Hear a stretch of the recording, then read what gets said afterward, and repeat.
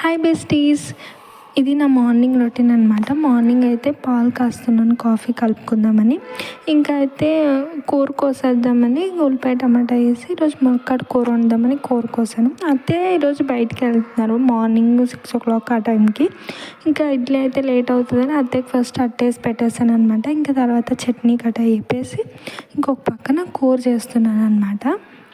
విలేజ్లో ఎలా ఉంటుందంటే ఏదైనా ఒక సీజన్ వచ్చిందనుకోండి, ఫర్ ఎగ్జాంపుల్ చిక్కుడుకాయ సీజన్, బెండకాయ సీజన్, ఒక్కొక్క టైంలో కాయలు కాస్తాయి కదా. ఆ టైంలో కాసినవి ఏమవుతాయంటే ఇప్పుడు మనకి ములక్కాడ ఉంటుంది. ములక్కాడ ఈ సీజన్లో బాగా కాస్తాయి. వీక్లీ ఒక 2-3 times ములక్కాడే ఉంటుంది.